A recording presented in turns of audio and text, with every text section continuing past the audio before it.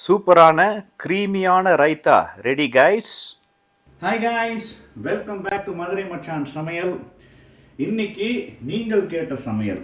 So எனக்கு முன்னாடி ஒரு ஆனியன் ரைத்தா பண்ணுறதுக்கான இன்க்ரீடியன்ட்ஸ் நான் எடுத்து வச்சுருக்கேன். எப்படி ஒரு க்ரீமியான ஒரு ஆனியன் ரைத்தா பண்ணுறது அப்படின்றத இப்போ நம்ம பார்க்க போகிறோம். இது ஃபஸ்ட்டு மெத்தட். சரியா? இங்கே நல்ல மெலீஸாக வெங்காயத்தை இப்படி அரிஞ்சு வச்சுருக்கேன்.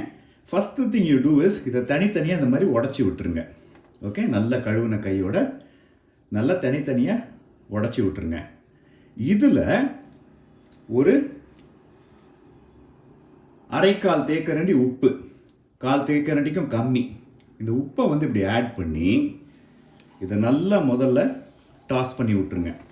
இது என்ன செய்யும்னா, இந்த உப்பு it will release the water from the onion.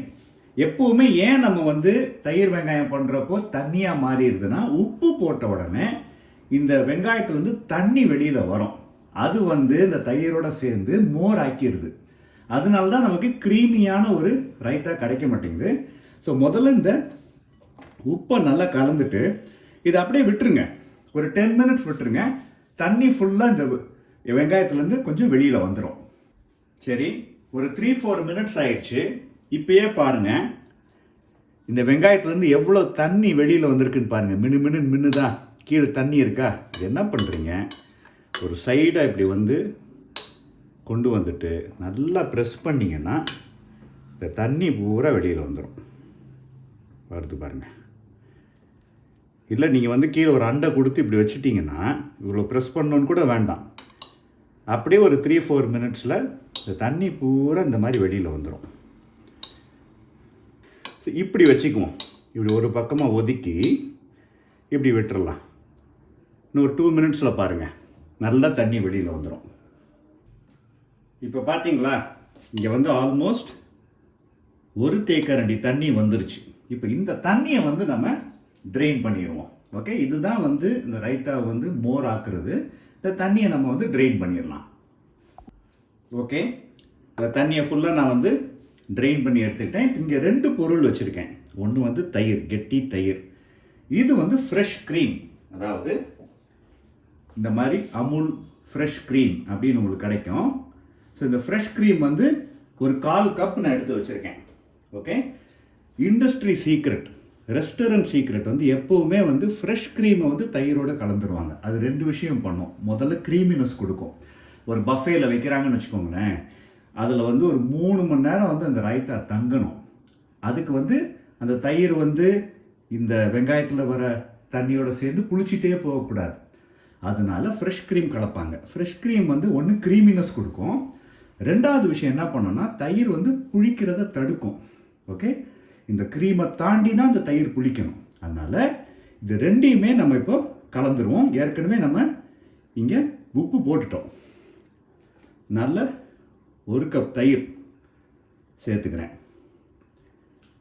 அதோட ஒரு 1/4 கப் ஃப்ரெஷ் க்ரீம், இதையும் நான் சேர்த்துக்கிறேன். இதாங்க சீக்ரெட். இப்போது இதை நல்லா கலந்து விட்டுக்கோங்க. உங்களுக்கு பார்க்கும்போதே தெரியும் எவ்வளோ க்ரீமியாக வருதுன்ட்டு. இப்படி நீங்கள் பண்ணி வச்சிங்கன்னா உங்களுக்கு ரைத்தா 1 to 2 ஹவர்ஸ் அதே ஃப்ரெஷ்னஸோடு உங்களுக்கு அப்படியே இருக்குங்க. ஒரு பியூட்டிஃபுல்லான ரைத்தா நம்ம பண்ணிட்டோம். ஓகே, நல்லா கலந்து விட்டுக்கோங்க. ஓகே, சூப்பர் ரைத்தா ரெடி ஆயிடுச்சு கைஸ். இப்போ இது பிளெயின் ஆனியன் ரைத்தா.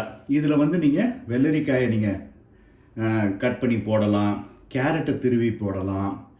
இன்னும் கொஞ்சம் பெப்பினஸ் கொடுக்கறதுக்கு ரெஸ்டாரண்ட்டில் என்ன பண்ணுவாங்கன்னா, பெப்பர் பவுடர் மேலே கொஞ்சம் இப்படி தூவுவாங்க. இல்லாட்டி மிளகாய் தூள் அதையே கொஞ்சம் மேலே இப்படி தூவுவாங்க. இந்த வெங்காயமே இல்லாமல் இதே மாதிரி க்ரீமியாக நீங்கள் பண்ணிவிட்டு பூந்தி ரைத்தா பண்ணலாம். காரா பூந்தி அதை வச்சு நீங்கள் பண்ணிங்கன்னா அது ரொம்ப நேரம் வச்சுக்க முடியாது. சர்வ் பண்ணுறதுக்கு முன்னாடி டக்குன்னு காரா பூந்தியும் தயிர் ஃப்ரெஷ் க்ரீம் 3யும் கலந்து நீங்கள் கொடுத்தீங்கன்னா அதுவும் சூப்பராக இருக்கும். ஃப்ரெஷ் க்ரீம் மட்டும் பார்த்துக்கோங்க, டேட் பார்த்துக்கோங்க. ரொம்ப சமீபமான டேட்டாக இருக்கணும். ஒன்ஸ் நீங்கள் ஓப்பன் பண்ணிட்டீங்கன்னா 1 or 2 டேஸ்க்குள்ளே அந்த பேக்கெட்டை நீங்கள் யூஸ் பண்ணி முடிச்சிடணும். இல்லாட்டி இந்த க்ரீமுடைய ஒரு மெல்லிய ஒரு வாடை ஒன்று வரும், அது நல்லா இருக்காது. ஃப்ரெஷ் க்ரீமாக இருக்கணும், அதை மட்டும் பார்த்துக்கோங்க. சரி, செகண்ட் மெத்தட் என்னன்னு பார்த்துருவோம். நான் இங்கே வந்து அதே மாதிரி வெங்காயம் எடுத்து வச்சுருக்கேன். இது வந்து எப்படி பார்த்தீங்கன்னா ஒரு அரை பெரிய வெங்காயம் அந்த அளவுக்கு நான் எடுத்து வச்சுருக்கேன். இதே மாதிரி நான் உதுத்து வச்சுருக்கேன். இதில் வந்து நம்ம உப்பு போட்டு நம்ம ட்ரெயின் பண்ணல, இன்னும் கொஞ்சம் ஃப்ரெஷ்ஷாக வெங்காயத்தை நம்ம என்ஜாய் பண்ண போகிறோம். இந்த தயிரையே வந்து நம்ம க்ரீமியாக மாற்ற போகிறோம். அது எப்படின்னு சொல்கிறேன். இந்த மாதிரி ஒரு வடிகட்டி எடுத்துக்கோங்க. நல்லா ஃப்ரெஷ்ஷாக இருக்கணும், புதுசாக இருக்கணும். முக்கியமாக நீங்கள் டீக்கு யூஸ் பண்ணுற வடிகட்டியை இதுக்கு யூஸ் பண்ணக்கூடாது. இந்த வடிகட்டியை ஒரு கப்பு மேலே வச்சுட்டு இந்த தயிரை வந்து இந்த வடிகட்டியில் போடுங்க. ஓகே, அது எவ்வளோ கொள்ளுதோ அவ்வளோ. ஓகே, இப்போ பாருங்கள், உடனே தண்ணி சொட்ட ஆரம்பிக்குதா? இதில் இருக்க தண்ணி பூரா இதில் சொட்டிடுங்க. இப்படியே விட்டுருங்க. ஒரு 10 நிமிஷத்துக்கு விட்டிங்கன்னா இதில் இருக்க தண்ணி பூரா சொட்டி, இது வந்து ஹங் கர்ட் அப்படின்னு சொல்லுவாங்க.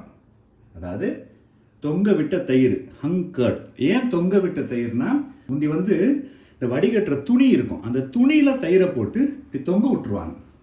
இப்படி தொங்க விட்டோன்னா அதுலேருந்து அப்படியே சொட்டு சொட்டாக வடியும். இப்போ நம்ம இந்த மாதிரி வடிகட்டியை யூஸ் பண்ணி அப்படியே விட்டுருங்க. தானாக வந்து இந்த தண்ணி இறங்கும். ஒரு 10 நிமிஷம் ஆகுங்க. ஓகே, இப்போ 10 நிமிஷம் வச்சாச்சு. இங்கே பாருங்கள் எவ்வளோ தண்ணி வந்திருக்கா. ஆனால் இன்னும் தண்ணி இருக்குது. இங்கே பாருங்கள், ஆட்டினா சொட்டு தான். கடைசியாக புஷ் பண்ணுறதுக்கு ஒரு கரண்டி வச்சு இப்படி மெதுவாக அமுக்குங்க. இன்னும் இருக்கிற கடைசி தண்ணியும் வந்துவிடும். இப்போ நம்ம கையில் இருக்க வந்து பார்த்திங்கன்னா கெட்டியான, பார்த்தீங்களா, வெண்ணெய் மாதிரி இருக்குது பாருங்கள் தயிர்.